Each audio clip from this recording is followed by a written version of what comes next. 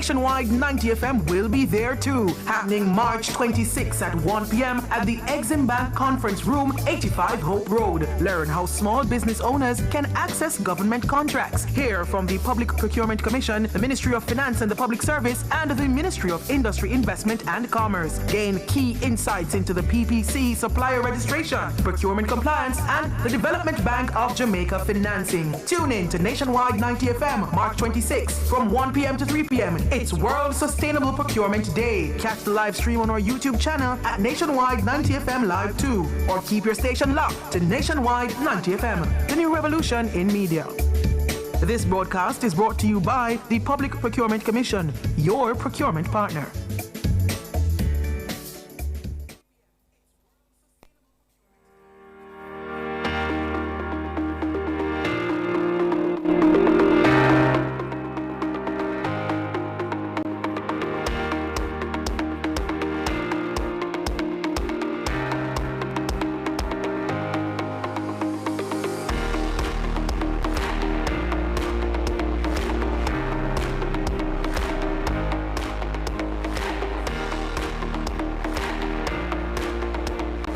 Good afternoon. Thank you so very much for making it Nationwide 90 FM. Yes, 90.3, 90.5, 90.7, and 90.9 on the FM band. And if you're listening over there on our YouTube channel, yes, welcome to you as well. Of course, if you're listening via the NNN app or the website, we welcome you as well. If you're in Jamaica or anywhere in the diaspora, welcome to Nationwide 90 FM. Welcome to the program. Of course, I'm your host, Tyrone Reed. Today, we are outside. We're doing a live broadcast from the Exim Bank, yes, offices on Hope Road, 85 Hope Road. And today we turn our focus to a critical opportunity for small and medium-sized businesses across Jamaica. It's a big deal, yes, and it's taking place right here at the Exim Bank in the conference room. One that could open doors. This opportunity can open doors. It packs the potential to open doors to growth, government contracts, and long-term sustainability. The Small Business Association of Jamaica, in partnership with the Public Procurement Commission, will be hosting an important public meeting, because that's what this is. It's an important public meeting, and it should run from 1 p.m. through to 5 p.m. Here at the Exim Bank conference room at 85 Hope Road in Kingston. Now, under the theme, Get ready for public procurement opportunities. This session is designed to equip small businesses with the knowledge, tools, and access they need to navigate Jamaica's public procurement system. So if you're the owner of a small business, you need to turn your attention, tell your neighbors, tell your friends, if they own small businesses, Nationwide 90 FM is the place to be as we bring you the details here. Now, this is more than just a meeting.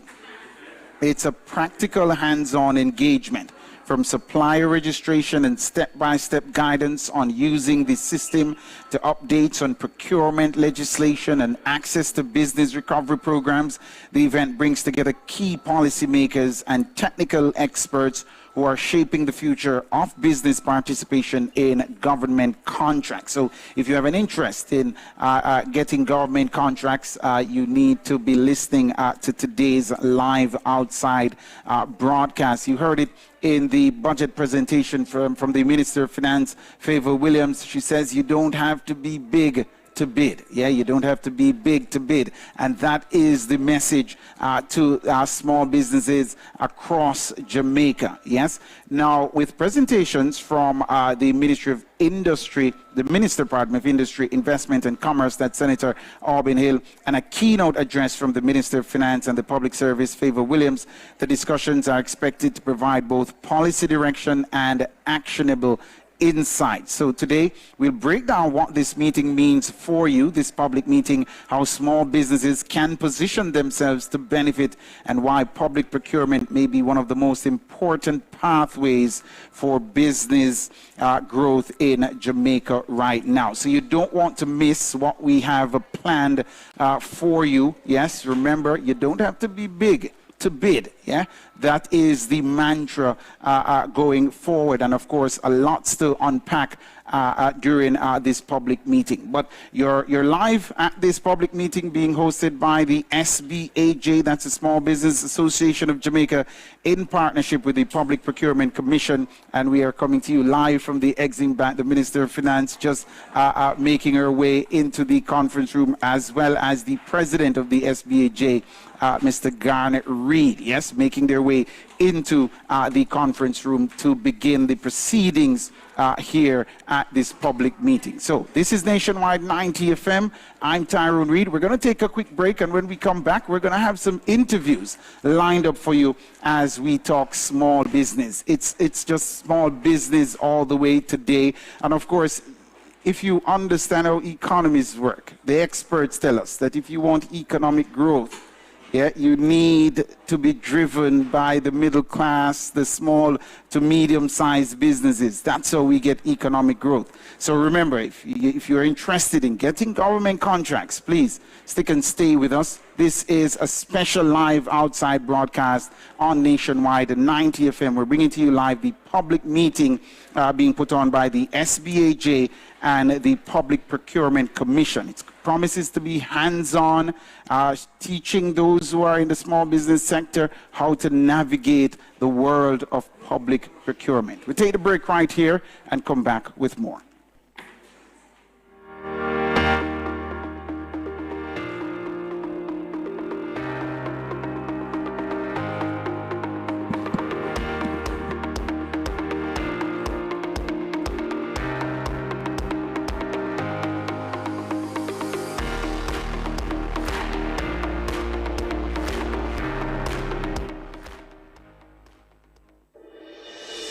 Tune in to Nationwide 90 FM, the new revolution in media. Stay ahead of the curve with our cutting-edge reporting and accurate breaking news coverage. We are having an earthquake.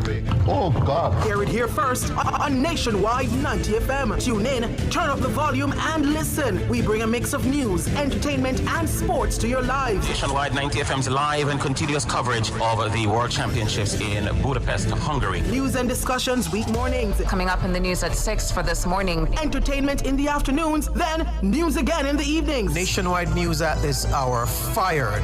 Also tune in to the entertainment and sports shows in the nights and on the weekends. It is Boy Things After Dark right here on Nationwide 90 FM. Everything is news, from current affairs and entertainment to sports, business, and other categories. Nationwide 90 FM. This is Beanie Man. Give it to them. Zaga, Zen. From every whisper to every commotion. That's rubbish. The KSAMC cannot investigate itself. Every news story unfolds here first at Nationwide 90 FM, the new revolution in media. Every sound is a story, and every story we share is news.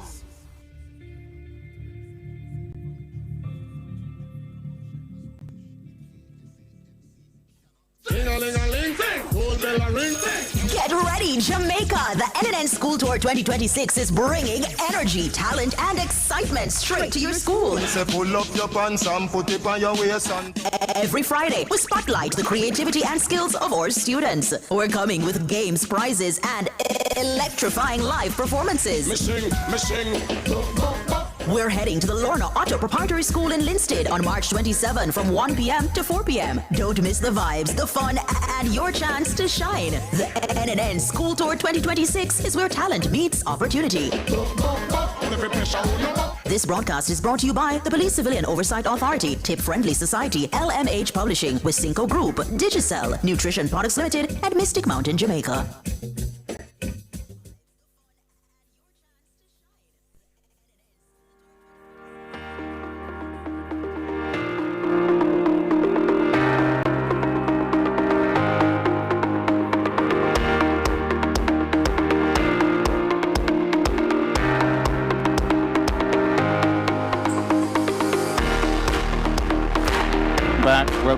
Welcome back. Thank you so very much for sticking and staying with us. We're coming to you live from the Exim Bank on Hope Road, right here in Kingston. It's the Small Business Association in association with the Public Procurement Commission, and they're hosting a public meeting.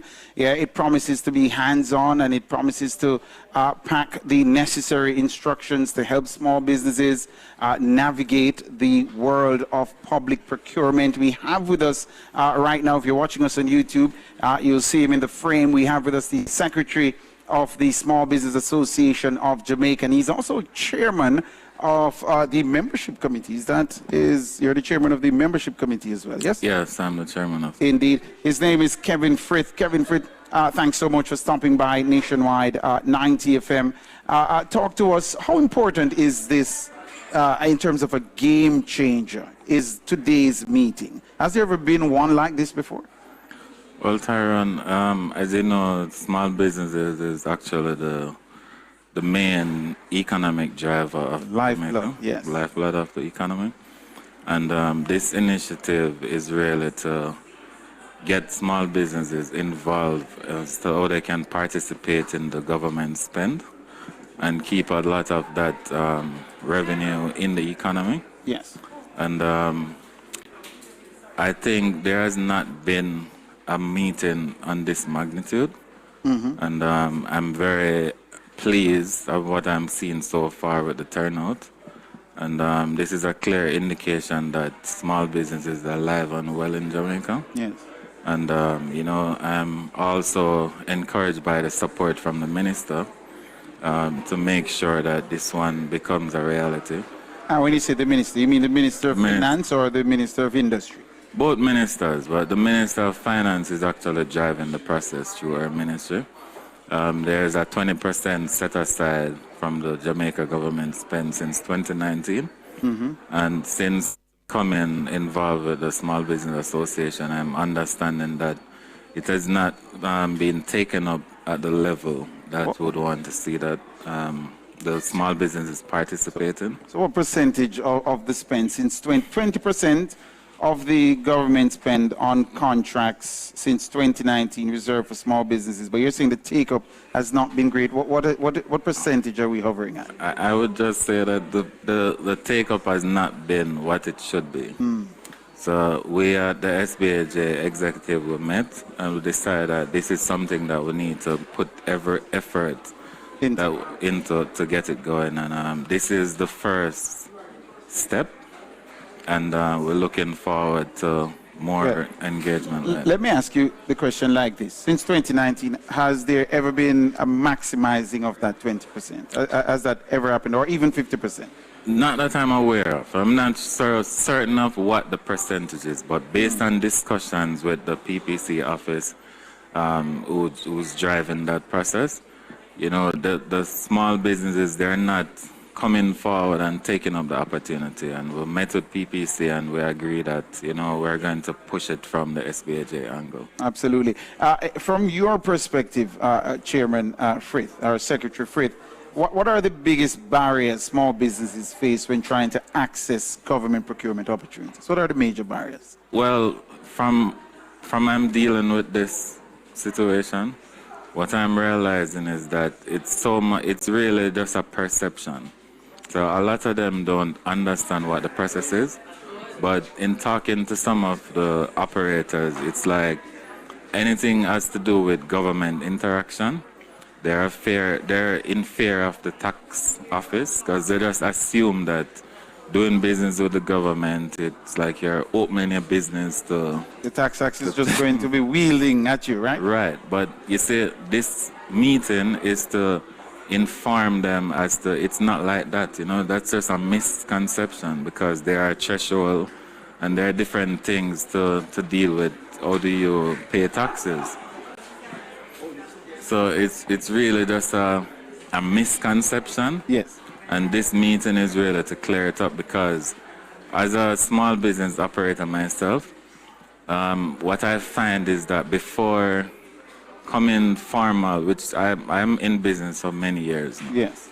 And I remember as a youngster starting out, there was always this concern as to, becoming formal and paying taxes. But then as my business developed, I registered paying taxes, and I'm realizing from a long time that this is the way to grow a business. You can't grow it to the level that you need to get to in the informal economy. So I think it's an important message to be coming from you as Secretary of the Small Business Association, Mr. Frith, that paying taxes isn't the death knell of small businesses. It is not. You're not going to die. Is that the message? Yeah, it's actually running a formal business opens more door than operating informally. There are certain things that you can do once you're formal and operating at a certain level. There are opportunities that you can't get if you're not formal, and this is one of them. Because imagine the government on a yearly basis spend billions of dollars to procure different services and products, and because you don't want to register and keep proper records and run a business, you're in business to run a business.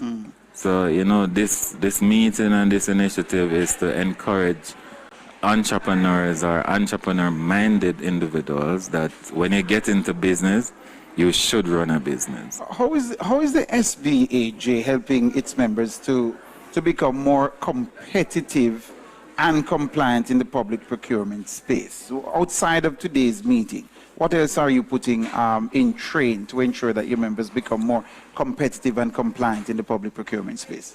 Well, Tyron, so this meeting is the beginning of a complete overhaul of the relationship. So we see this as a significant opportunity to drive the economy, right? And we're doing everything. So far, we have already started to put certain things in place to deal with capacity building and encourage our members and just small business operators in general that, you know, they have to plan for what is to come. And the skill set that they may not have, they should employ it or contract it. And we're launching this is the launch of our island-wide campaign to make sure that we go from Kingston, from Moran Point to Negril Point, but we actually start in Kingston. Right. So let's get it. The epicenter of commerce in the country. But so this is just the beginning of these public meetings. You'll have one of these in every parish, is what I'm hearing from you? Not saying every parish, but we have one planned. The next one is planned for Manchester in Mandeville. We're looking at St. James, of course, St. Anne, Portland. Yes. And, you know, we're getting calls from almost every parish. You know, our members are reaching out, and the small business operators, they're so excited. And surely you'll be partnering with Nationwide to bring this live to the country, yeah?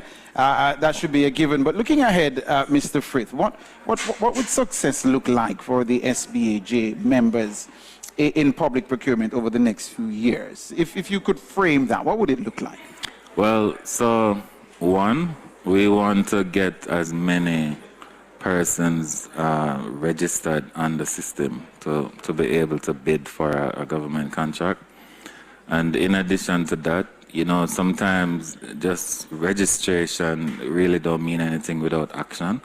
So we're setting up something at the SBAJ office now where we have a team that is actually looking out for the opportunities and matching them with the businesses that could actually take it up, and then working through that process to make sure that it becomes a reality. So this time around, we're not going into a talk shop situation. We're actually putting the things in place that we need to get it working. So the rubber hits the road at this public meeting. The rubber hits the road. At this public meeting. Yes. Now, I read in the lead-in, Mr. Frith, that, and it's important because you touched the flip side of this point.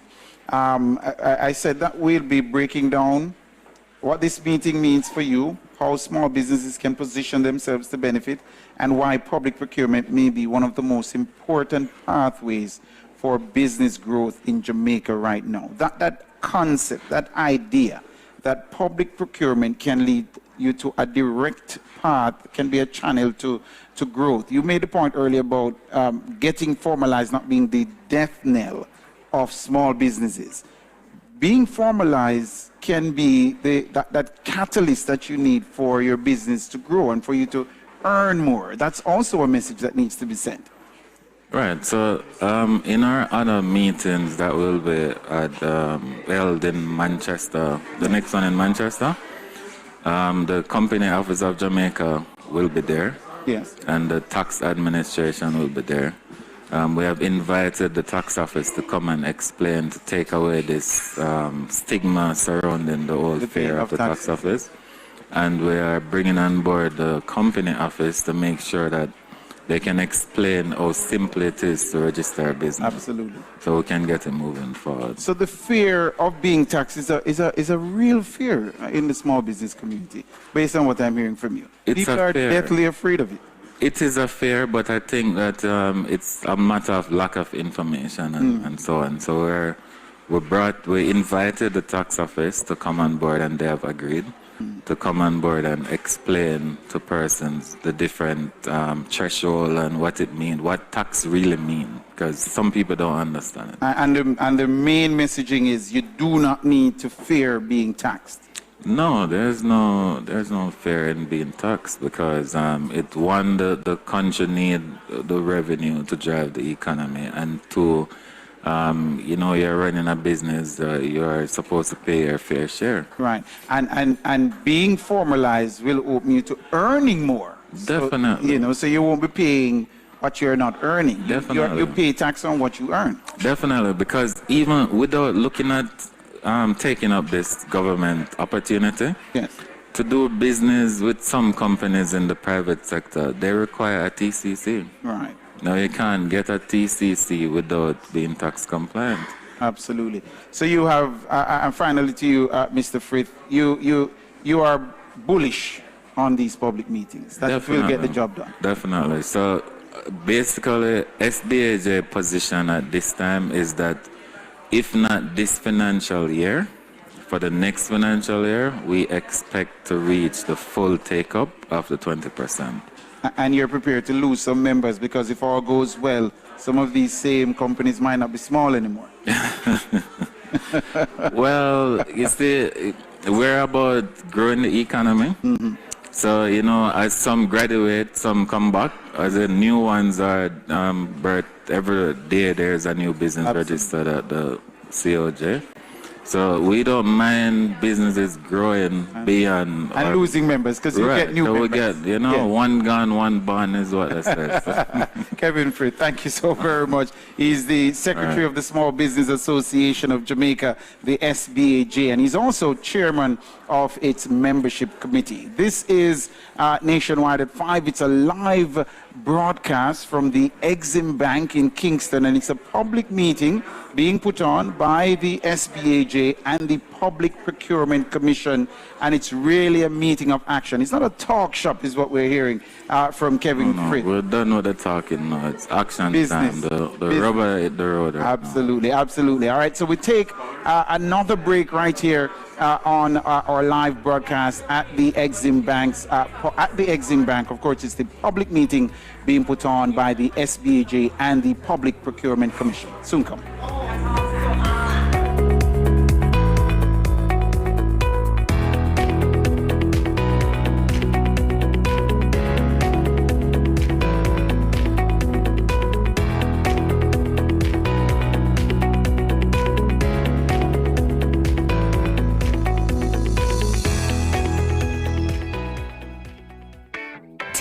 Deco's Craft with a Difference pop-up is the place to be on Sunday, March 29 from 11 a.m. to 6 p.m. on the lawns of Devon House. Come and buy for discounted local arts and craft, beauty and wellness, apparel, Bickle Village, prizes and surprises. Music by DJ Cash Batik with host Daindra Harrison. Admission is free. That's TP Deco's Craft with a Difference pop-up, Devon House, March 29. For more information, call 876-382-9031.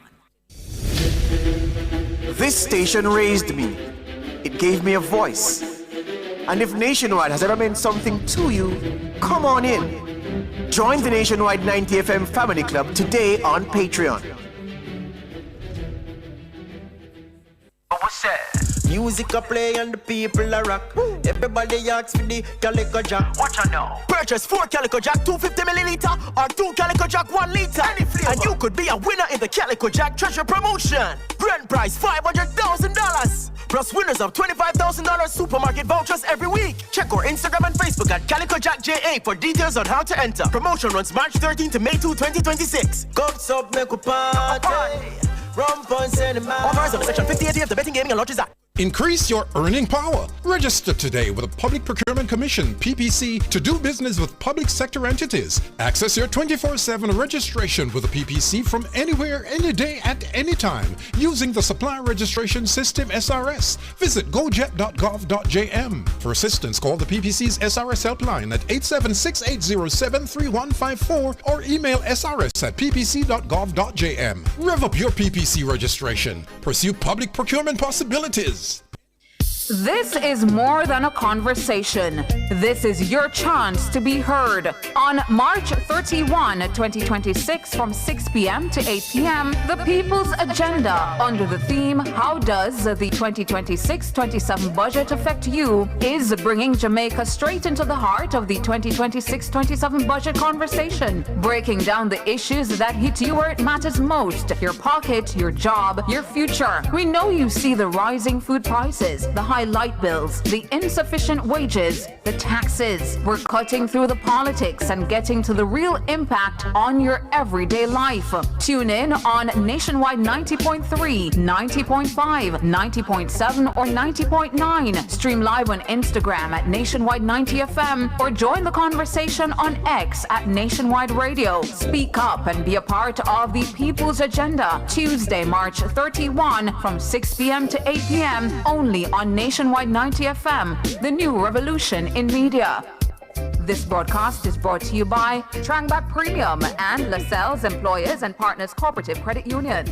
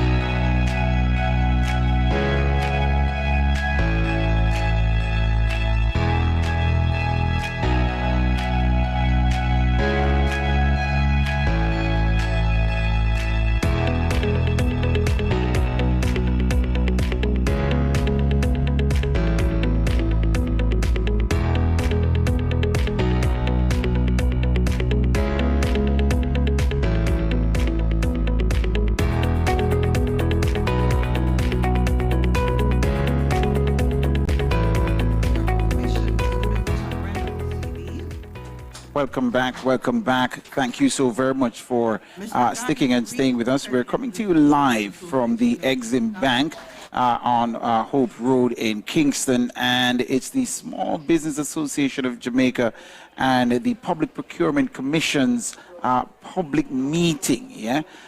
Big things are said to be happening here. And we are going to be throwing to the podium in a little while, right? We are going to be throwing to the podium in a little while the Master of Ceremonies, yes, the moderator of today's event is Erica James King. She's the Manager of Public Relations and Public Education at the Public Procurement Commission. You're going to be hearing from Mr. Garnet Reed. He's the President of the Small Business Association of Jamaica. You'll also be hearing from Mrs. Nadia Morris. She's the Executive Director of the PPC, that's the Public Procurement Commission, and of course we hope to snatch her for an interview live here as well. You'll also be hearing remarks from the Minister of Industry, Investment and Commerce. He just passed me a few moments ago heading towards the meeting that's Senator Aubyn Hill, and the keynote address at today's public meeting is to be delivered by the country's Finance Minister, Favor Williams. She's the Minister of Finance and the Public Service. And of course, the aim here is to empower the small businesses in Jamaica, the micro, small, and medium-sized enterprises in the country to make use of the 20% of government contracts that are reserved for small businesses. It's a big deal. Economic growth. If we want to get economic growth, we have to get the small business sector up and bouncing, as they say, out in the street. So we're waiting to join the activities at the podium, and we'll throw to them in a few moments. But this is a big deal. You heard there from the Secretary of the Small Business Association, He's saying, look, don't be afraid of paying taxes. Yes, we're going to throw live now to the podium, Erica James King, Manager of Public Relations and Public Education at the Public Procurement Commission, is on her feet. Here we go. Ensuring that public sector entities also play their part in making their lives successful as well. So we owe it to each other to have not just one shot at success or two shot, but ongoing success, longevity, and that's what World Sustainable Procurement Day is about, ensuring longevity in success, the successful cycle. And we're plotting a path this afternoon, for a brighter future in terms of procurement and in terms of our economy in general. At this time, I want to invite Mr. Garnet Reed, President of the Small Business Association of Jamaica, to address us, and he will be followed by Mrs. Nadia Morris, Executive Director of the Public Procurement Commission. Mr. Reed has been with the SBAJ for almost 2 decades, right? In different capacities. And so he's well versed in what the needs of entrepreneurs are. And Mrs. Nadia Morris is also versed in procurement. She's a specialist in procurement and project management and has been in the public sector for several years. Could you make them welcome? First, Mr. Reed, and then Mrs. Morris.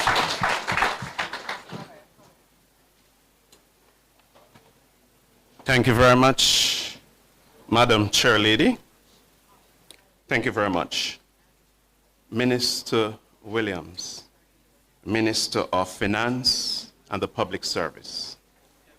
Minister Hill, Minister of Investment, Industry and Commerce. Chairman of the Board of Trustee, Mr. Reginald Budhan. Members of the Board of Directors, Mr. David Lowe, Managing Director of the Development Bank of Jamaica, representative from the PPC, members of the press, distinguished ladies and gentlemen. Get ready, get ready. On behalf of the Board of Trustees, the Board of Directors, we would like to express our sincere thanks and appreciation for the support given to the micro, small, and medium-sized enterprise for the 20% set-aside contracts from the government of Jamaica. Please, a round of applause. It is now up to the SME sector to get ready and do the necessary training and be qualified for the 20% set-aside contract from government agencies and departments. The SME sector is the engine of growth for the Jamaican economy, and it accounts for approximately 80% of employment and contribute billions in tax revenue. We hope that no SME will leave behind as long as they are compliant. No SME must be poor. Senator Aubyn Hill said it best. If you have 3 million people in Jamaica and you're going to sell the 3 million tiles, you will not get rich. But if you export to Europe, North America, Africa. Welcome back. Welcome back, of course. You're hearing there on his feet is the president of the Small Business Association of Jamaica. That's Garnet Reed. But we had to come back to our table here because we're being joined by the minister. I call him the export evangelist, yes, and that's the name he gave himself, and so I'm borrowing it. The export evangelist is with us. He's the Minister of Industry, Investment and Commerce. That's Senator Aubyn Hill. Minister, thank you for stopping by, man. How are things with you? Really, it's good. A great pleasure. I heard the voice when I was passing. I said, all right, he's here. Absolutely, absolutely. You know, Minister, how big a deal is what's happening here today? What's happening here today is the culmination, as these things generally are, of many, many weeks of conversation and consultation. Consultations, first of all, with the practitioners, the people in the Small Business Association, the MSME operators in the country. And also a lot of collaboration between the Ministry of Finance, under where the Public Procurement Commission sits, and my own ministry, where the activities for the MSME resides. So we collaborate a lot, we talk a lot. I talk a lot with Minister Williams off the side of cabinet, on the phone, WhatsApp, because we both have this commitment to make sure we understand and provide the benefits for the MSME sector that is so vital to the growth of this economy. The next phase we're not going to forget fiscal planning and fiscal prudence, yes, and the discipline, but we're certainly going to have to grow a lot more than we have. That happened in the quarter just before, Melissa came. 6%, I think it was. 4.6%. So we were going there, but even that, we needed to be more. So we now have NARA that is promulgated by the Prime Minister, going to be chaired by him, and that will be doing a lot of big contracts. We want to do contracts, we want to do projects such as the Jamaica Special Economic Zone Authority, but we also want to enable SMEs to get contracts from those big contracts. So the set-aside that you hear we're talking about is to make sure that they are considered and they're ready, because we are dealing with taxpayers' money. We can't just give it to them, because the Auditor General has to do her job. Everybody else who does the checking will have to do their jobs, and therefore we're going to make sure that we do the right thing, and part of the right thing is to encourage them to learn how to get the money properly and get it quickly. Absolutely. And I just heard there from the secretary of the Small Business Association, Minister, that the take-up of this 20% that has been set aside for small businesses to benefit since 2019, says he didn't have the specific numbers, but that take-up hasn't necessarily been what the association... You're being gracious. I'm just going to blow it straight to you. It's been terrible. We have not been able to make it available to them enough. Part of it, of course, you're dealing with people who are generally in the informal sector. So it takes time. They don't always have an extra accountant or an extra hand to help them. So we in the Ministry of Industry, Investment and Commerce, in collaboration again with the Ministry of Finance, but we are doing the heavy lifting to make sure they learn how to do it. And we have just done it with JBDC. We looked at about 600 people. We trained 130 of them. The Public Procurement Commission people were there with us. So it's a collaboration, but we're going to have to increase this amount of people that we're educating how to use this. And after a while, you get to a critical mass, and they help others. But 130 won't do it. We need to get to 2,000, 3,000. And so they don't necessarily have to depend on the ministry anymore. They can help each other.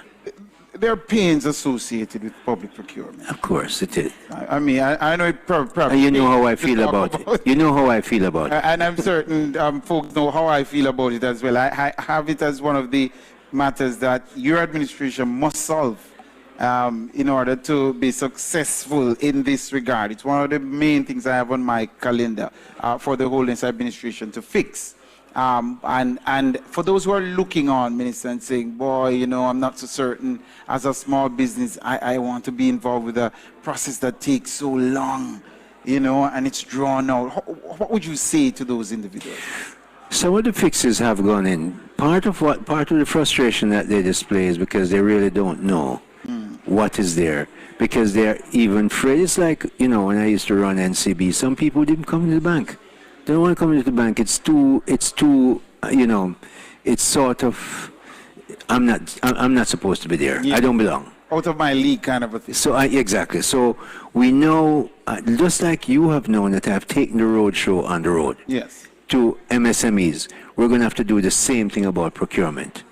Go to the, maybe mix it with roadshow, but also make sure we take people who will teach, because they're not going to come to us all along. I can't see Nationwide going on the road with you with that. Absolutely. It's a big standalone in a minute. No, if we can fix procurement, we fix a lot of things. No, that's fixing only a part of procurement. Part we have to fix that we're talking about today is the MSME. Procurement NARA that the Prime Minister has just established is to help with procurement at the bigger level, which is not really what we're talking about today, because when you're going to do big roads and big hospitals and so on, you're going to get an EPC contractor who is built, not like the ones that we've always been using. They will collaborate with probably overseas EPC contractors. So they get a big contract, we agree the terms, here's the money, you go and build. But at that level, at this level, we're going to have to do a lot of hand-holding, which is why you see Minister Williams and myself, the DBJs here, the Procurement Commission, we're all here to make it clear that we want to be accessible to you. The heavy hitters are out, and it says that you're taking this thing very, very seriously. And seriously. Have to be holding the hands. Eventually they'll walk, eventually they'll run, and this is for Jamaica. You must want to see this become successful, because if we can get small businesses really on the road to taking up this 20%, it would drive economic growth. Look at what's going to happen to employment. Look at just what's going to happen to employment. What is the main messaging then, Minister, from you as the Minister of Industry, Investment and Commerce to the Small Business Association members, those who are not signed up with the SBAJ or the MSME Alliance, and they are listening to us, they're on the radio. Which they always do. What's your message? My message is that you rarely ever see the Minister of Finance and the Minister of Industry, Investment and Commerce in one place. We are so committed to this that we have involved the DBJ. They have the money. The ministry has the money. The Ministry of Finance. We have the MSME arrangement in our ministry. So we've come together so you can publicly see that we're committed to do it. And you get the chance to come to us and sometimes at us for saying this is not working well. We want to hear, we want to make sure it gets better.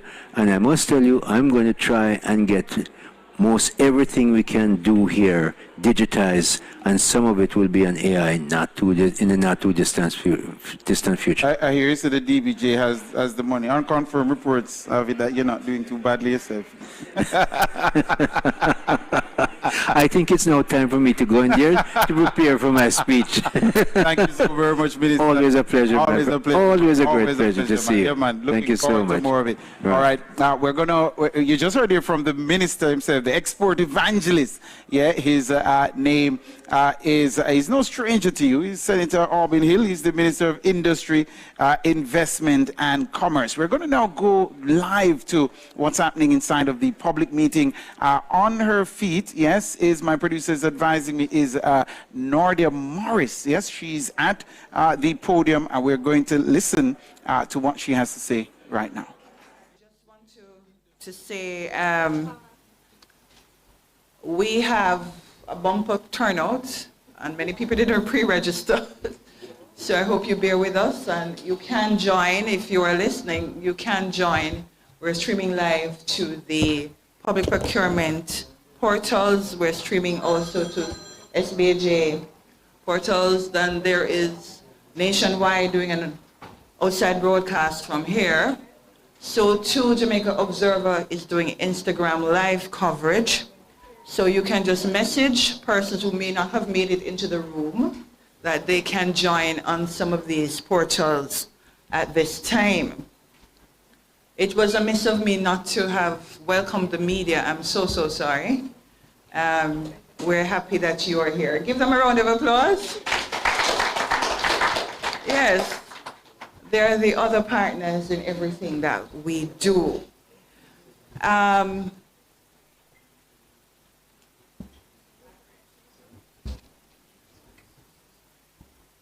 not picking up.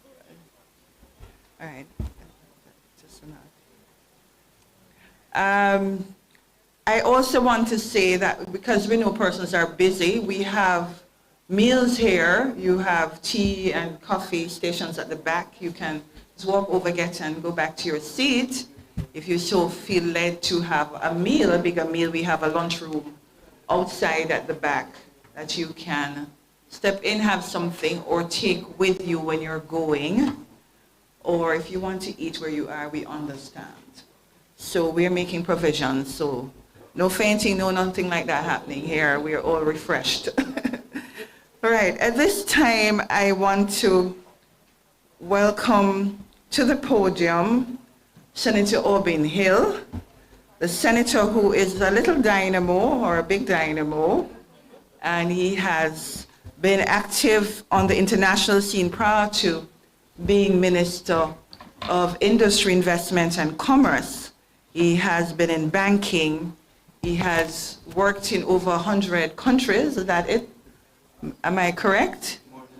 More than 125. You see, I am not keeping up with him. Thank you, sir. So at this time, we welcome to the podium. Could you give him a round of applause? Senator the Honorable Aubyn Hill to share remarks with us. Thank you very much, Ms. Erica. Thank you, ma'am. Well, they make me up, yes. No, I'll always wait for you. JIS always has my time.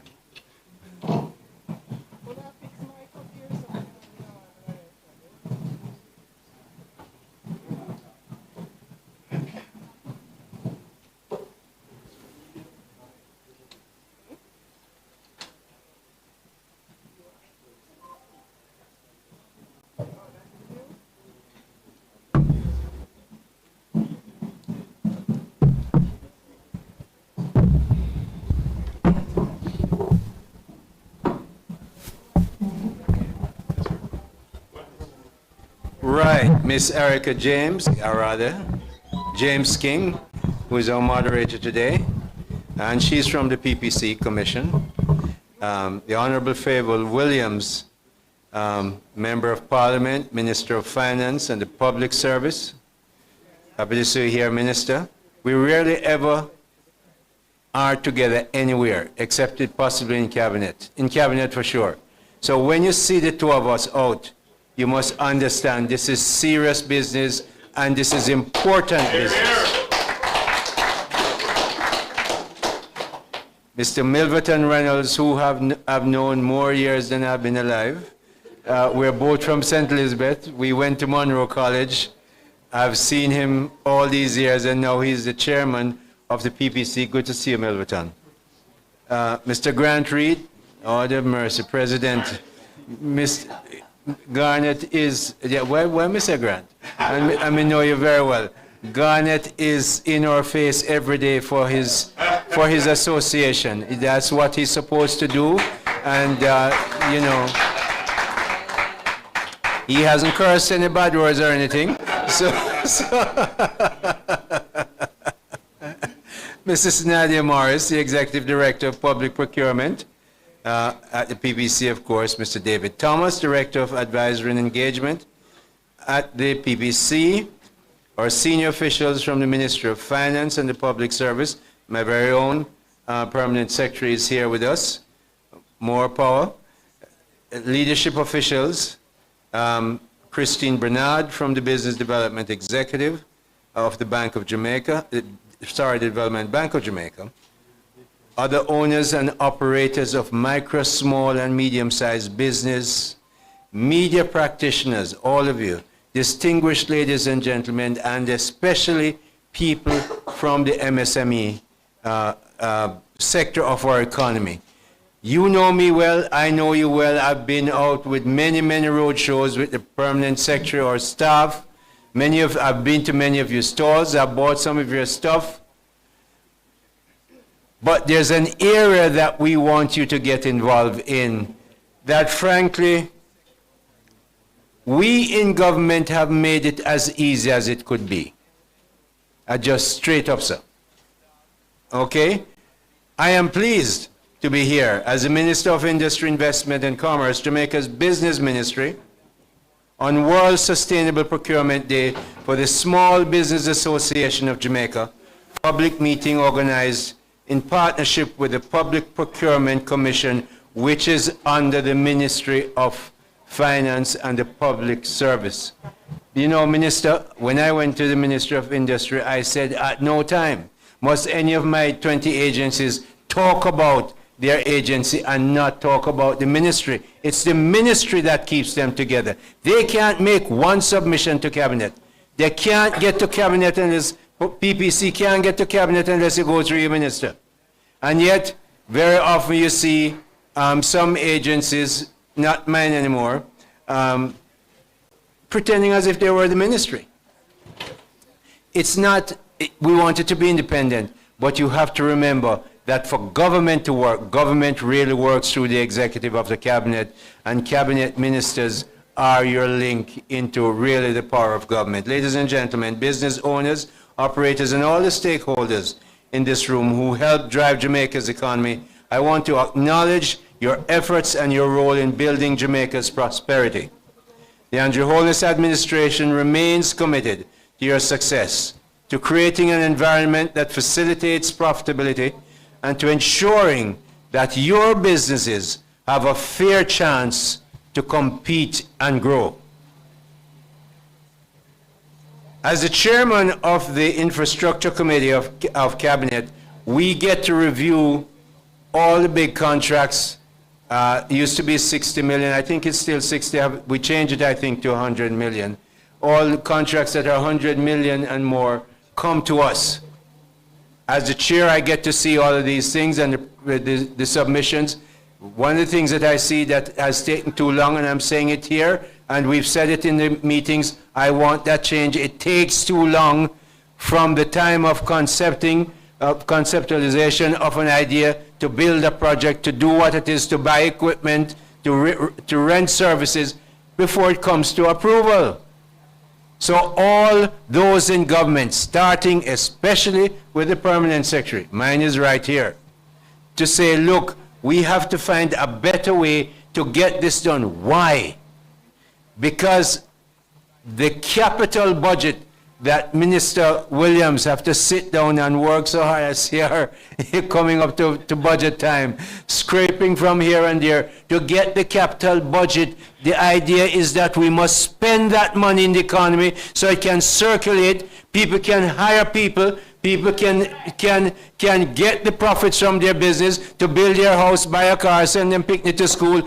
And if the money is not being done and approved, then it's not getting into the economy. There are some people who don't necessarily want it to get in the economy. I don't know many of them because they're not, we're going to tell them straight. But you as Jamaicans now must say to you, where you see anybody, any ministry or agency working and you know that they're supposed to do a project, go ask them, and if you won't ask them, you ask Minister and me, because we will ask them. And as sitting at the Infrastructure Committee chair, I am willing to ask anybody why it took you 15 months to plan this project and get it, and now coming just for approval. Why it couldn't be done in 3 or 4 months? I see more and more 4 to 6 months coming in, and that's good, but we want it quicker. So, coming out of the MSME and enterprise entrepreneurship policy of 2013, in 2018, when we were in authority and power, and housed with the Ministry of Industry, Investment and Commerce right here, through our MSME division, we have established a clear framework to support the growth formalization and expansion of micro, small, and medium-sized business, but the truth was it wasn't working.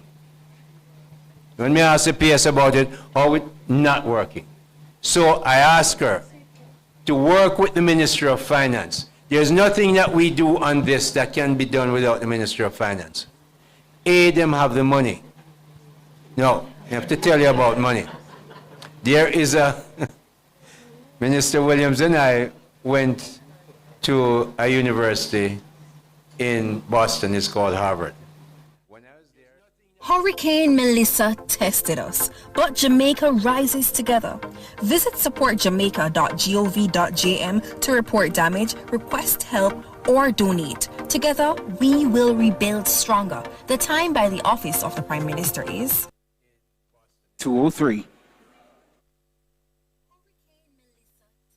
Thank you so very much for sticking with us. Folks, listen to me. If you're at home and you're watching us on YouTube or you're listening on the 90 FM band, there is a bumper crowd here, at this public meeting being put on by the Small Business Association of Jamaica in tandem with the Public Procurement Commission right here at the Exim Bank. I think they've had to put in place an overflow room. Isn't that the case? Yes, sitting beside me, and if you're on YouTube, you would be dazzled by her beauty. We are now being joined by Mrs. Nadia Morris. She's the Executive Director of the Public Procurement Commission. Good to have you. Thank you for having me. Absolutely. The pleasure and privilege are ours. Public procurement has morphed into somewhat of a bad word. Mrs. Morris, so how do we fix that? It's really about giving the information so persons are understanding that procurement is not just about the contract. It starts way before that. It starts when you engage your suppliers, when you assess your suppliers, and it goes even beyond the contract, and to ensure that the contracts are monitored and performance is on par for what the government needs.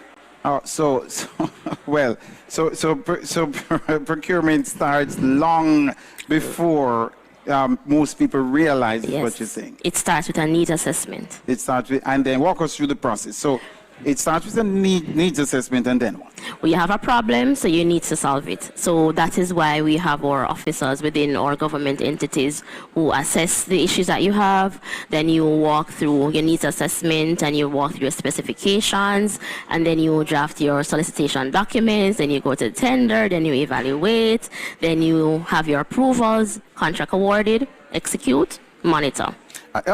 And a lot of Jamaicans don't understand the public procurement process, right? And perhaps that's something Nationwide would be able to help you with. But we'll talk about that another time. But this business of taking procurement for the ordinary man on the street to understand it, is that a part of your mandate? Do you have plans for that? All right. Right now, our focus is primarily on outreach for our suppliers, procuring entities, because we believe for them to understand where they stand and what they contribute to the government and even to economic development, because procurement is not just about buying goods and services. It's really to provide this service to our citizens, and that's what a lot of people don't understand. It's not just the government having big contracts. It's for a reason. Hospitals, schools, that's what we need. And that's why it should matter to the ordinary Jamaican, right? Jamaican, yes, it should. Because it touches and concerns all facets of life. Yes, it does. If you need something new at the hospital, if you need a new hospital, if you need new buses to be able to take you, everything is subject to the procurement process. Yes. So absolutely critical. What are specific steps are being taken by the PPC to make procurement more accessible now to micro, small, and medium-sized enterprises? All right, so I would have just announced in my remarks that we are now, based on the minister's announcement in Parliament in our budget speech, that we are moving now. You don't have to be big to bid. Right, you don't have to be big to bid. That's right. And so we are now opening up the set-asides that margin of preference that if you're a small business, then procuring entities, we're trying to have a registry in place for procuring entities to be able to engage these small businesses. So what we're doing is really to streamline our process to ensure that there are no bottlenecks for small businesses, because the complaint is there are too many documentations, and right now we're reforming our registration system to lessen the documentation. Simplifying the process. Simplifying, because for 20 odd years, it has been the same thing.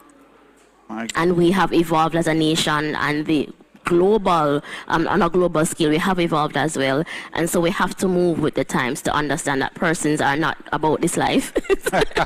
They're not about this life. And so we are seeking ways to make it easier for suppliers to not give them a barrier to entry into procurement, but to have that more flexible gate for them to enter through. So we are reforming our systems, and also as we roll out the registry in this first quarter of the financial year, we are going to have that registry really available on our website, so anybody can first quarter, because the minister announced that we were already on stream and we're already in the middle of making the changes to ensure that our MSMEs can be identified. So here and now, we can see right here on Nationwide 90 FM, at this public meeting being put on by your entity and the SBAJ, that before June ends, this that you're telling us about with this new system online will be available. Right, the system will be available, but the process for reform goes through cabinet. Yes. So that aspect of it,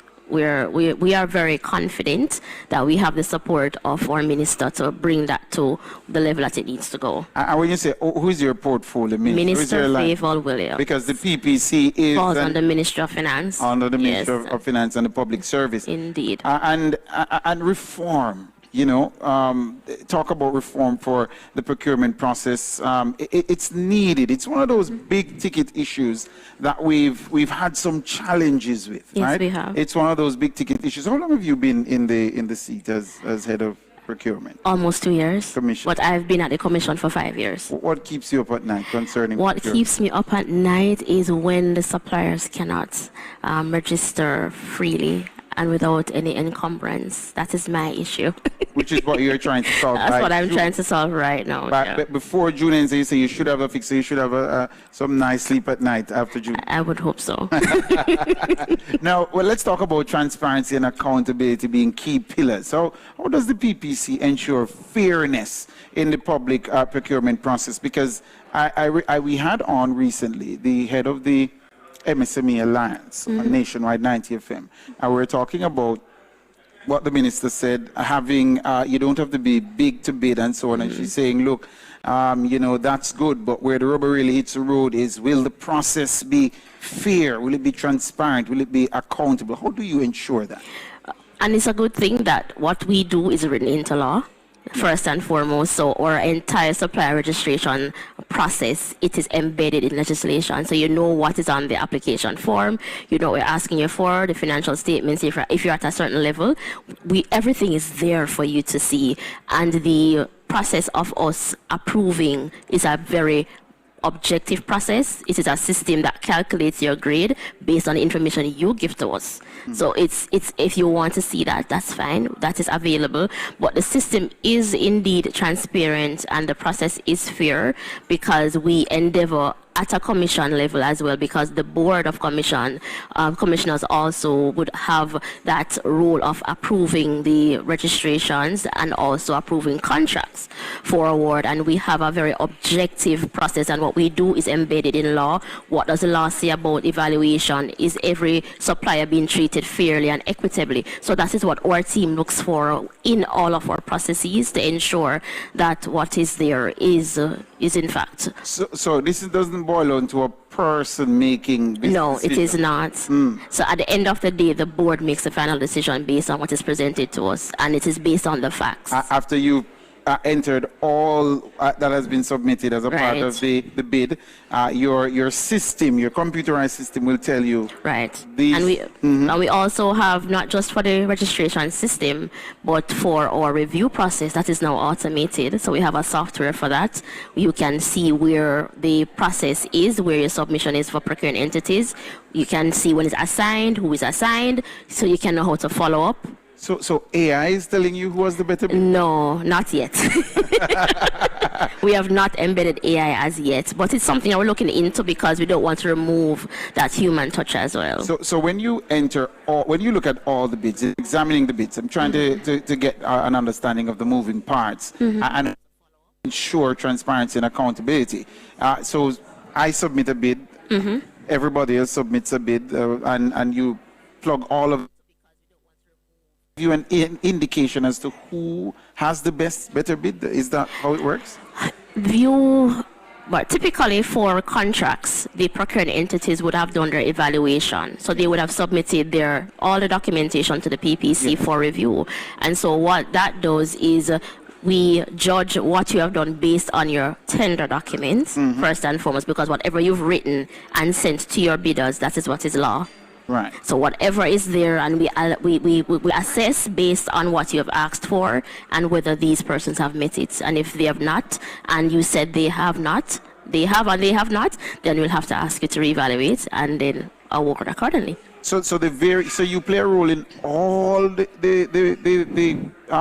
bids that are put out? Not all. Right. We are now responsible for tier 2 and 3. That's 60 million and above. So that means once it's 60 million and above, it doesn't matter who the procuring entity is, it must come to the PPC. But outside of that, it doesn't come to your attention. It's at the procuring entity level that they will review. So it's 60 million and above. So you deal with the heavy hitters. Heavy hitters. Absolutely. and what common mistakes do businesses make when applying for government contracts? And how can they avoid? Not reading the contract documents, not reading the tender documents, not reading, copy and pasting, because you've done this before, so you just copy and paste and believe that is it. But then also I've seen, especially for works contracts, not being able to demonstrate your experience sufficiently. That is also an area as well that is problematic. So, and you've said to us earlier, what is written in the tender document is law. Is law. That's what the law says. Yeah, you said it, so that's what we're assessing. And finally, how does this public meeting that we're having here today, that is so well attended, how does it fit into the PPC's broader strategy to build trust and participation in the procurement process? And it's one of our objects by the Act that we should enable and provide that space for small businesses to perform and to participate in public procurement. So we have now moved beyond simply approving contracts, supplier registration, to now doing outreach. So we're doing a lot of training and outreach in the new financial year to ensure that persons understand. It sounds heavy, but procurement is not as heavy as it sounds. So that is what we're trying to bring to the masses. Demystify procurement. Yes. Yeah, it's not as problematic as it sounds. or far-flung. And some people, as Minister was saying, Senator Aubyn Hill was saying, some people feel that this is outside of their reach. That I little me can't bid for a government contract and get it. You have to start somewhere. Absolutely. And even though you see the contracts that are 60 million and above, this meeting here, that we're looking at with the Small Business Association, a number of the contracts that they might bid for might not get may not come to the million, PPC. but you're still involved. Right, we are, and we also do contractor performance monitoring for 10 million and up. So we have sight of certain things still. So you still interface. Right, we still interface to see how those contracts are being led. Absolutely. We want to say thank you to the boss of the Public Procurement Commission. She's the executive director. Her name is Nadia Morris. And it was a pleasure. Thank you so much for coming and being with us and taking the time to give us an insight. Thank you so much. Right. We're coming to you live, listeners and viewers, from the Exim Bank on Hope Road. Road, and it's a really, really well-attended meeting that's taking place here. They've had to resort to having an overflow room. The small business sector has responded to the call for this public meeting. They've come out in their numbers, yeah? We're going to take a break right here, and then when we come back, we'll either have more from the podium, what's happening inside the meeting, or we'll have some interviews lined up for you as well. All right, soon come.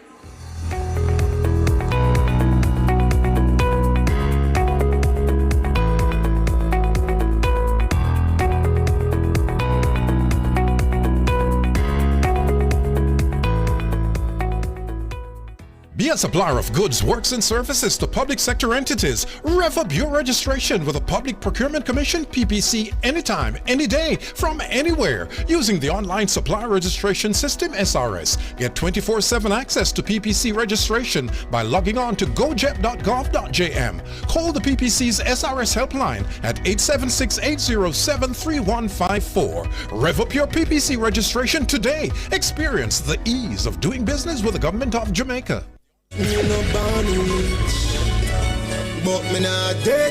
Nationwide 90 FM is taking you outside for an unforgettable experience at the Sip and See Wealth Summit. Join us this Saturday, March 28, 2026 from 1 p.m. to 5 p.m. live from Richmond, St. Anne as we bring you exclusive coverage of this premier event. From 1 to 3 p.m., it's Design Studio with Karen Booker, showcasing style, creativity, and inspiration. Then from 3 to 5 p.m., Pepita Little takes you outside with Pepita, capturing the energy, insights, and excitement from the Wealth Summit. All I do is win, win, win, no matter what. It's all happening live on Nationwide.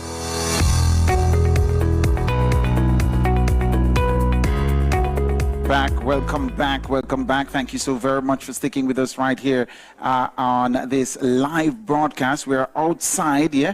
We're at the Exim Bank, and we are at the public meeting being put on by the Small Business Association of Jamaica in tandem with the Public Procurement Commission and agency of the Ministry of Finance. At the podium right now is the country's Finance Minister, Favor Williams, and we're going to join her for the keynote address. On whose shoulder all of this rests. Yes. Mr. David Lowe is another shoulder as well. He's the MD from the DBJ, and I know we have the MD from Exim. We have the MSME Alliance, and of course, I have to big up the SBAJ, and I have to tell you, they call my office. They said, we want to see you. They said, we want to come in and see you. And I said, of course, and made the time, and they came in, and before they even sit down at the table, they said, Minister, at the procurement to come vote. And that was the only thing they wanted to talk about. How can they get access, they and their members? So you need to give them a round of applause.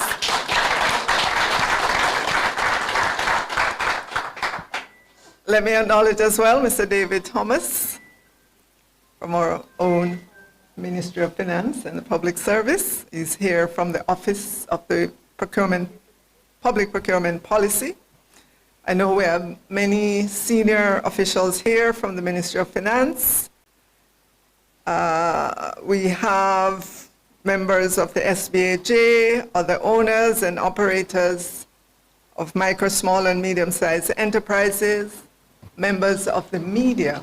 Thank you so much for being here to help us to carry the good news to the far corners of Jamaica. Yes, other distinguished ladies and gentlemen, good afternoon. So let me begin by thanking the Public Procurement Commission, the Small Business Association, the Ministry of Industry, Investment and Commerce, and the Development Bank of Jamaica for bringing us together for this very important engagement. And I want you to know that today's meeting is about more than procurement rules and administrative procedures. It is about opportunity. You hear me? Opportunity. It is about growth. And it is about ensuring that more Jamaican businesses, especially our micro and small enterprises, are able to participate meaningfully in government contracting. You may not know this, but public procurement is one of the most powerful tools available to government to drive economic development. It is not only a mechanism for acquiring goods, works, and services. It is also a means by which we can widen participation in the economy, expand opportunities for local businesses, and promote more inclusive growth.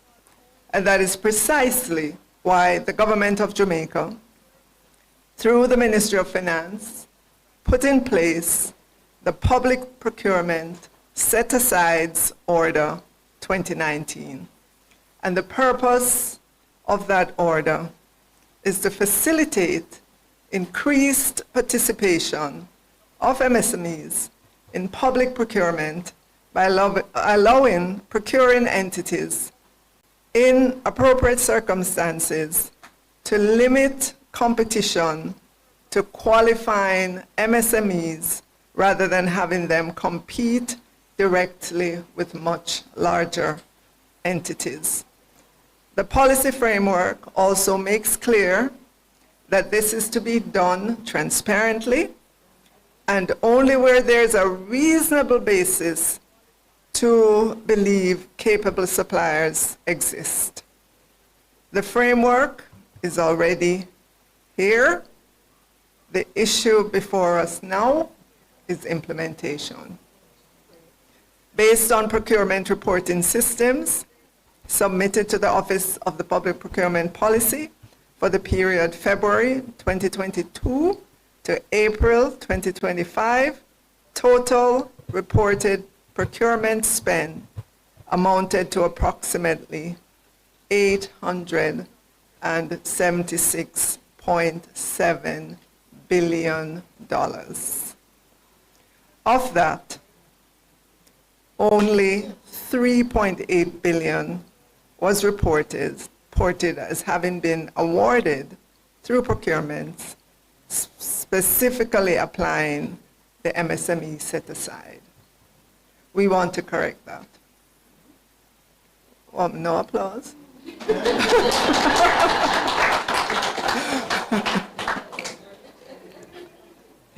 That's less than 1% of the total reported spend.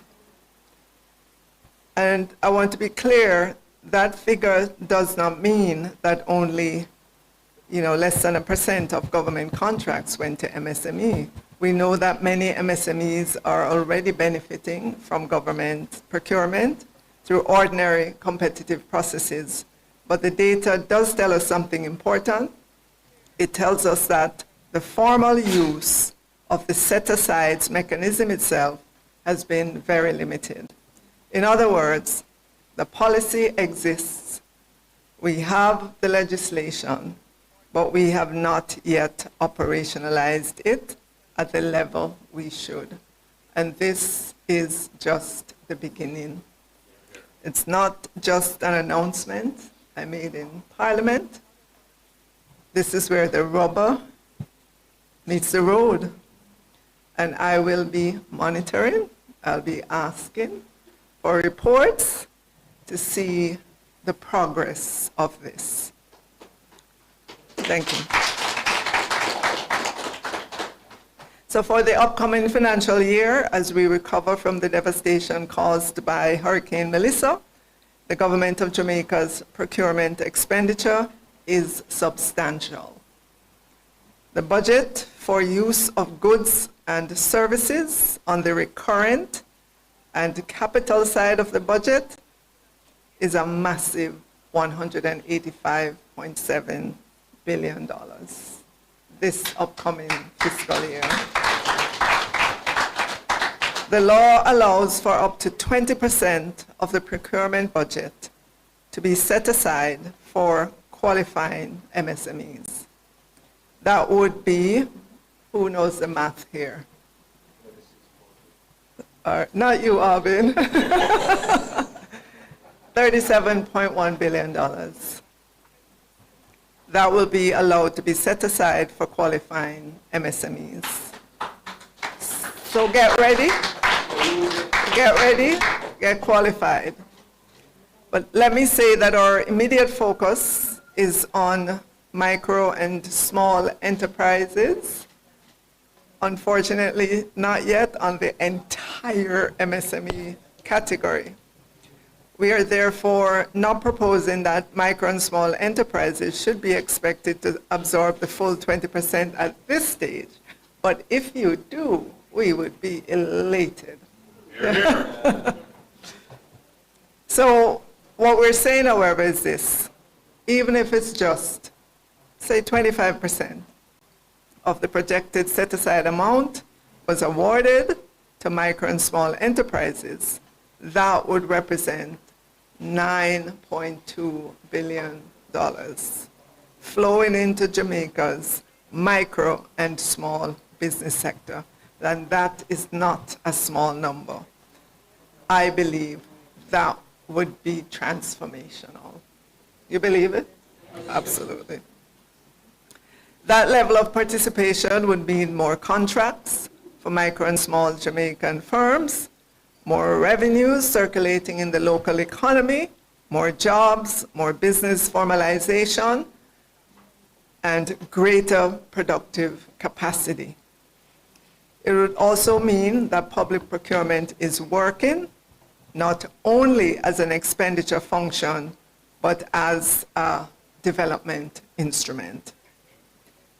So what has been holding us back? This law came into effect in 2019.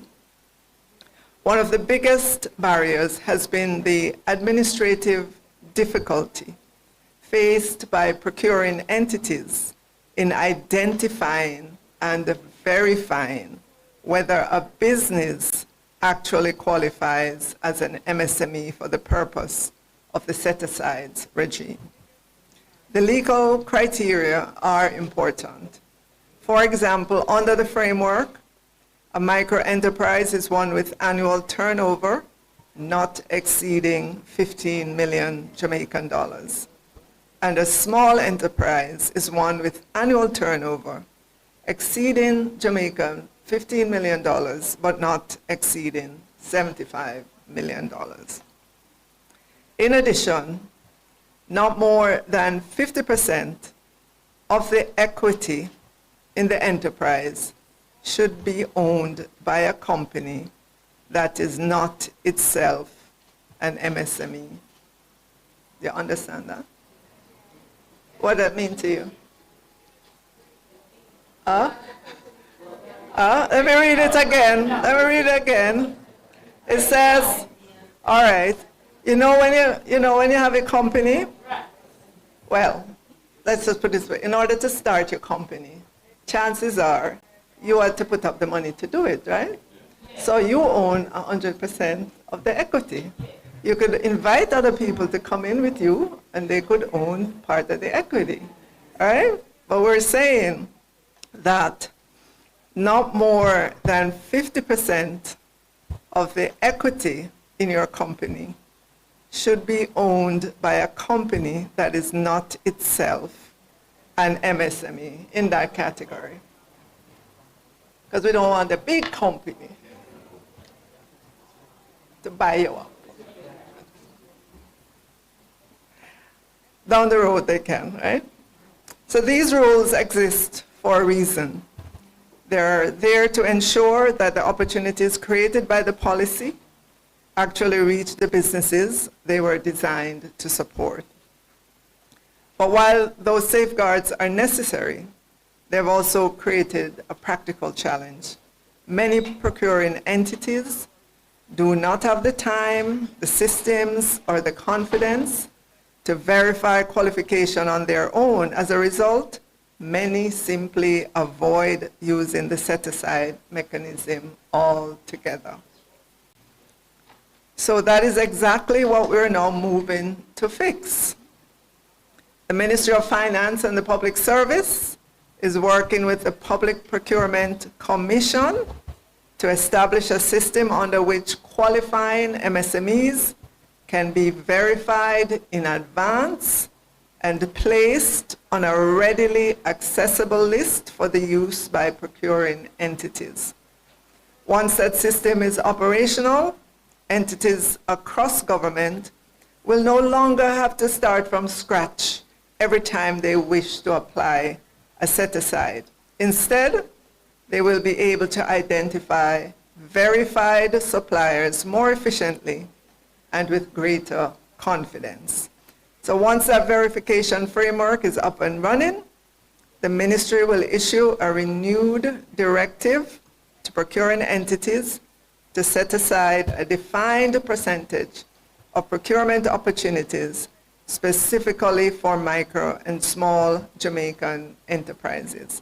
That is, Jamaican companies with annual turnover below $75 million. This is not about lowering standards. Micro and small enterprises will still be required to provide us with good quality goods, works, and services. It is not about bypassing competition. It is not about creating unfair advantage.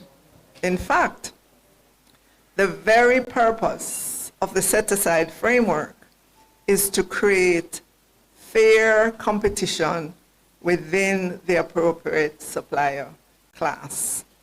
At the same time, the Ministry of Finance, through the Office of Public Procurement Policy, will increase training for procurement practitioners to increase their confidence in utilizing the set-aside framework. I know that one concern sometimes expressed by MSMEs is that it is hard for them to be competing against large companies. The MSME set-aside policy is specifically designed to restrict participation to qualifying firms. That is the point of the turnover threshold and ownership requirements. So the system is meant to ensure that micro, small, and medium enterprises are competing among themselves for opportunities reserved for them, rather than being crowded out by larger, more established business. So this is not a symbolic policy. It is a practical tool. And when used properly, it can create real pathways into public procurement for smaller Jamaican businesses. But as you know, in all things, the government cannot do this alone. This renewed push requires partnership. It requires the Public Procurement Commission to support the verification framework and supplier registration process. And I'm going to say to you, if it's not smooth and easy for you to do, call me. I will make sure the PPC, I'll make sure the PPC has a smooth process, not too complicated, just easy for you to input and upload your information. It is also going to require the Ministry of Industry, Investment and Commerce to continue its work in sensitization, business development and support, and helping enterprises prepare to compete successfully. It will require the Development Bank of Jamaica and other financial institutions to think creatively about how MSMEs can be supported when financing solutions, with financing solutions that help them perform government contracts once awarded. And I'm going to digress a little bit once I saw that, because I'm working with financial sector companies to make sure that companies that get contracts from the government, they can go to the bank and use those contracts, access some funds, right? Yep. Because everybody knows government pays. They might take a long time, but government pays, government honors its obligation. So those contracts that you get, the bank should be able to assess them and should be able to lend against them. So it requires the private sector itself, or micro and small businesses, to formalize. Let me say that again, to formalize. What does that mean for you? You register? All right. Yeah. Can't get into the system unless you register in the way the government is asking you to do. So there are steps that you have to take. We want you to build capacity, and we want you to understand the procurement process and to prepare to compete within your class. So to the business owners here today, and I see a lot of women business owners. Yay!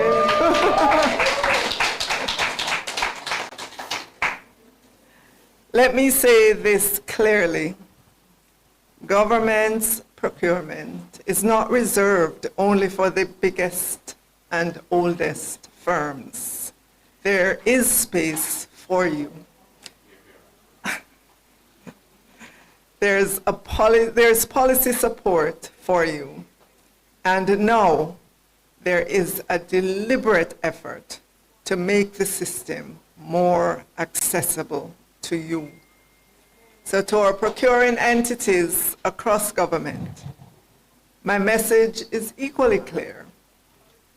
We must move beyond treating MSME set-asides as a policy that exists only on paper. We now have an obligation to operationalize it in a practical, structured, and credible way. When we engage our private sector partners and they provide us with their goods, works, or services, we must ensure that they are paid promptly. And to all of our partners in this room, let us treat this moment as an implementation moment. The opportunity before us is significant. If we can move formal MSME set-aside usage from a fraction below 1% to even a modest share of annual procurement expenditure, the impact on local enterprise development could be enormous. This is how we broaden participation. This is how we use public spending more strategically. And this is how we ensure that more Jamaican businesses are not just spectators in the economy, but active participants in national development. So let us work together to make the MSME set-asides order a living and effective instrument of growth. Thank you, ladies and gentlemen.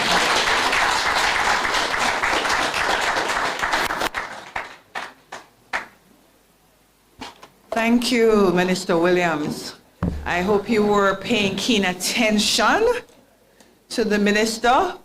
This is not a spectator event, it's a participatory event. And also, I wonder how many people remembered how much money is there this financial year for public procurement. Anybody? You're on point. 185.7 billion, the B's or $1 billion has been set aside for goods and services alone, not works, for this coming financial year. Oh, it's all, okay. I stand corrected. It's for goods, works, and services for this financial year. And how much out of that can go to MSMEs? All right. Good, good. I mean, give yourself a clap. So we're paying attention, and I hope MSMEs maximize the opportunity for tapping into some of this. At this time, we want to, I know the ministers are very busy people, so before they leave, we just want to give them a token of appreciation.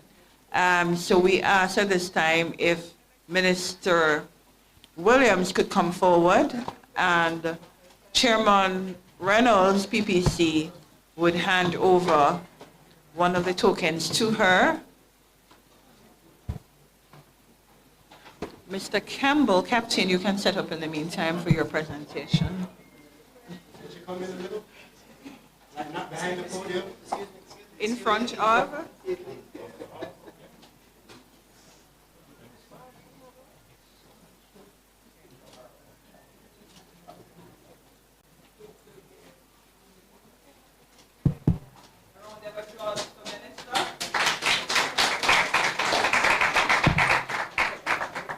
And she actually said you could call her if you're having any problems, right? And we also have Mr. Frith, Mr. Kevin Frith from the Small Business Association of Jamaica, and he's one of the key players in this day's event. So Mr. Frith will be doing a presentation on behalf of the Small Business Association of Jamaica. From, of course, the Minister of Finance, Favor Williams. She's the keynote speaker at this public meeting for the Small Business Association of Jamaica, being put on by the Small Business Association of Jamaica, the SBAJ, in partnership with the Public Procurement Commission. Now, we have an interview lined up for you. We have with us Travell Mullings, yeah? And you should be seeing him on your screen any minute now. If you're over there on YouTube, Travell Mullings is the acting intermediary relationships manager at the Development Bank of Jamaica. And the minister outed your entity just now. You know, he says you are the guys with the money. Indeed, indeed. So good afternoon to you, and good afternoon to all your listeners. Thank you for having me. So you have the money? Yes, we do. What do you want to do with it? Okay, tons of it. Tons of it. So, so we at Development Bank of Jamaica, we pride ourselves with our capacity to support small businesses, micro, small, and medium-sized enterprises with the capital that they need to scale, to access financing for various purposes, which includes, opportunities for them to grow and to expand their service delivery across Jamaica and the world. Absolutely, and in particular, the focus today is small businesses. For those who are of the mindset that the DBJ is a big money organization, and so the props don't think about the small man. That isn't true, is it? That isn't true. I must tell you that over the past 10 years, we have deployed some 50 billion across Jamaica, and to be clear, that 90% of that is for small businesses. So you have the micro, you have the small, and then you have the medium-sized enterprises. And one of the things that we do is that we partner with a large group of microfinancial institutions, not just banks, all the banks in Jamaica, but microfinancial institutions as well, who are able to deploy the capital to those who are at the various levels. So I'd like to put it this way. For those who need the 100,000, the 50,000, yes, to those who need the 1.5 billion. Yes. DBJ takes care of all of that. And so we pride ourselves with supporting MSMEs as they are the backbone of our country, and without them scaling, then the country. Yeah, we're not going to necessarily see the economic growth that we desire. Indeed. So that is how the DBJ supports MSMEs to take advantage of the new government procurement opportunities. That's a part of it. What else do you do to help these smaller businesses take advantage of the opportunities that are before them in government? Okay, so we have a suite of services that we offer. And in this particular time, we are pushing what we call our M5 Business Recovery Program. And so that M5 Business Recovery Program is geared at supporting MSMEs with the capital they need to recover from whatever challenges that they have with the storm. Many of them have working capital issues. Many of them need reconstruction issues. You have those who actually just need to reboot.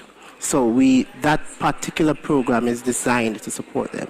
Also, there are those who need to access funding to actually participate in other activities so they can take advantage of the opportunities that comes with a storm. So we have debt solution in terms of lines of credit that they can actually access.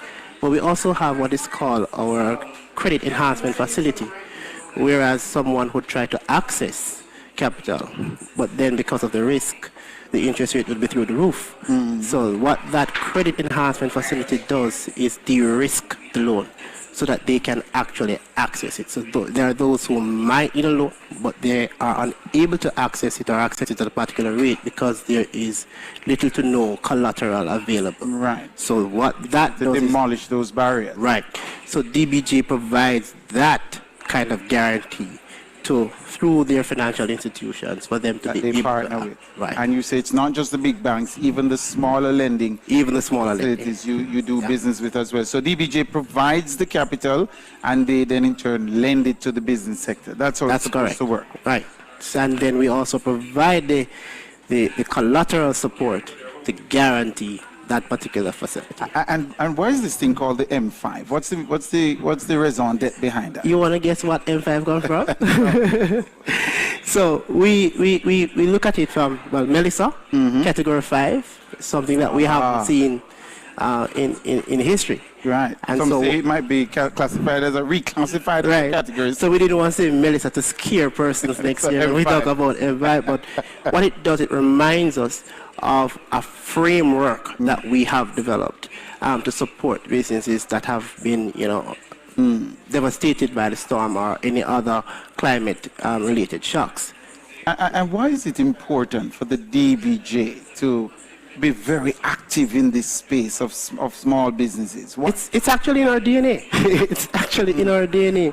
So when we talk about development, we talk about moving small businesses from micro to small, and from small to medium, and from medium to large. And that scale trajectory requires the deployment of capital that will allow them to expand their service offering and to actually allow them to scale and do more things. So in our mandate really is to support that from a developmental perspective that will also support the country as a whole for us to be able to grow and to thrive. Which is why today's public meeting, and I gather we're being told by the people in the know that this isn't going to be the only one. This kind of public meeting, partnership between the Public Procurement Commission and the SBAJ is very important, isn't it? It is. And to be truthful, one of the things that we also do at the Development Bank of Jamaica is that we maintain a robust stakeholder engagement. Yes. So part of it's SBAJ. So even with the M5 being rolled out, we have our stakeholders having touch on this. What is it that they need? How is it that they need to support them so that they can actually grow?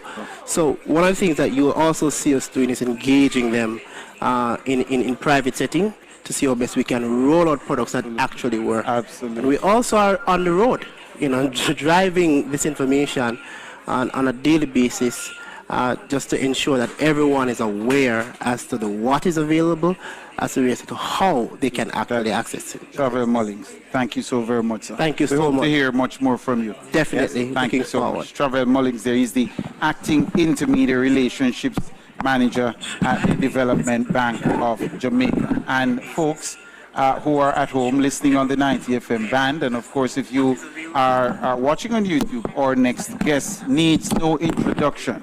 She's the country's first woman to hold the portfolio of Minister of Finance and the Public Service. Yes, Favor Williams. Minister, the privilege and pleasure of mine. Great to meet you in the flesh. I'm telling you. But yes, good to have you, Minister. You just delivered the keynote address here at this public meeting. It's oversubscribed, Minister. Absolutely. Heard there had to be an overflow room. Yep, You must absolutely. I'm delighted. I am delighted. Talk to us about that. What does that say to you about the mood in the small business community?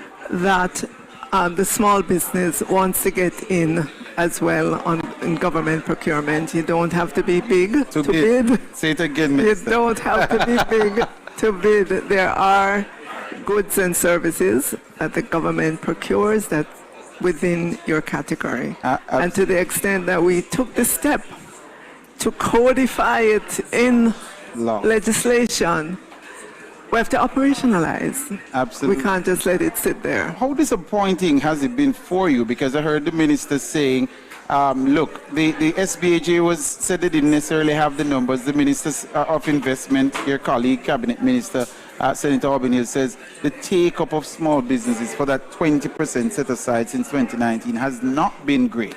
This is to solve that problem once and for all. Yes, and to provide an easy way for the different small businesses to give their information to the Public Procurement Commission, who will verify that they are indeed, small business in terms of the definition in law of a small business. So we're looking for those companies with turnover, below 75 million Jamaican dollars. Yes. And the Public Procurement Commission, which is the entity that looks at all the procurement in government above a certain level, they will be responsible for ensuring that these companies that come forward and say we are an MSME, that indeed they are so. And Minister, this is an attempt, one would also agree, that at demystifying this whole business of procurement and doing business with the government. Because absolutely. There are many people who think, I'm too small to do business with the government, who is so big. So that is also something that needs to be addressed, demystifying. It is being addressed here today, because the session that's going on now is going to show the small businesses the portal through which they can register. They're going to get a lot of information today as to what they need. And, I say to the PPC, do not make it complicated. They say by the end of the first quarter of this fiscal year, they hope to have that system online for registration. Yes. And of course. And then they have to do the verification, right? All right. So I have to hit you with this one, Minister, because it came here in the chat, and it also came to me by one of the small business reps who are here. It takes cash to care, and the question they're asking is, what is the government going to do about paying on time? The small businesses say that's a big issue for them. Right, that's because they don't have the kind of strength of cash flow to put. So that is something we could work with the DBJ on, because if a small business is getting a government contract, that is as good as money in the pocket, right? Absolutely. It's just the time frame for the money. So we have to have our financial intermediaries fill in that gap, because they know government will pay. What they don't know is when. Yes. And so you're saying the DBJ might be able to provide DBJ and other financial institutions. They can take that to the bank, basically. Yes. Well, what about, and this is a big ticket issue as well, Minister, assurances. What assurance can you give the small business owners that the system will be fair and accessible to them? Well, the public procurement entities creating the platform through which they can put their information and get verified. Within ministries, departments, and agencies now, we have, as I said, I have to issue a renewed policy that says, here's where you find the names of those who qualify, right? And you have strength of the policy, the strength of law to go after and invite those to come and bid or put up the information. When you look at who is bidding for your, the set aside, you have to consider and make sure that they are the businesses that the government is saying should be bidding for that. Two final ones for you, Minister. This renewed thrust, this ethos to get small businesses involved as a path to growth for these players in the small, medium-sized sector. How do you get that messaging across to all of government?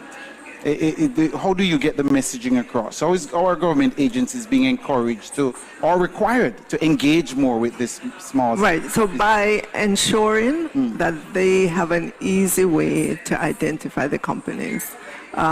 When we survey the MDAs before this, yes.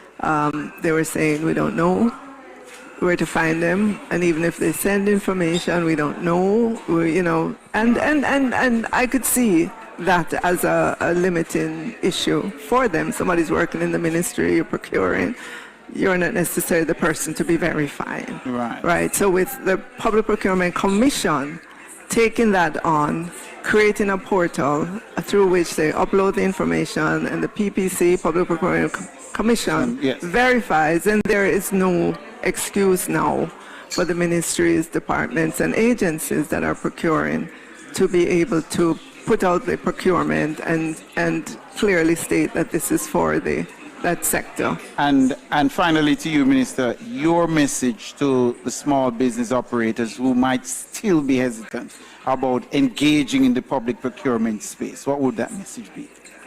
I would say I understand your hesitancy, but we're going to demonstrate to you the ease with which you can do this. And I know that once you get, companies saying, I, went through this process and I was successful, you get people coming on.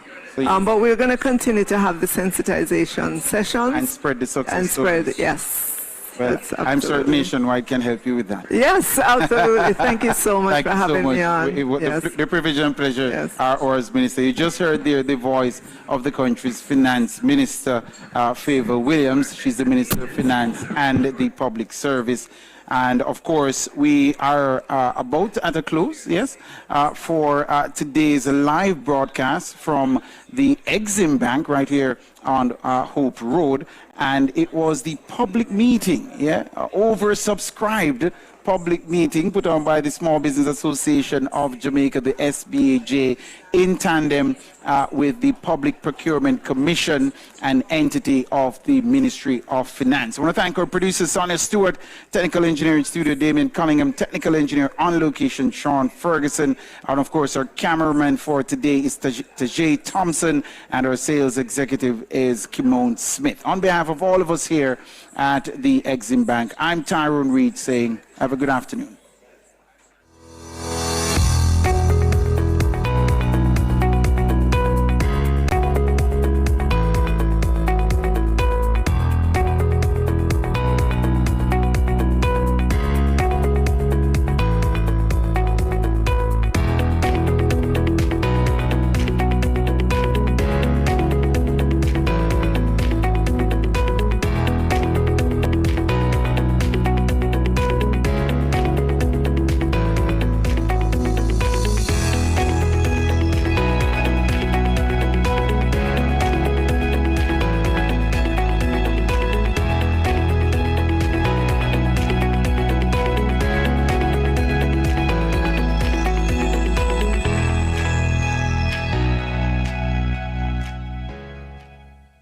Listen to Nationwide 90 FM on 90.1.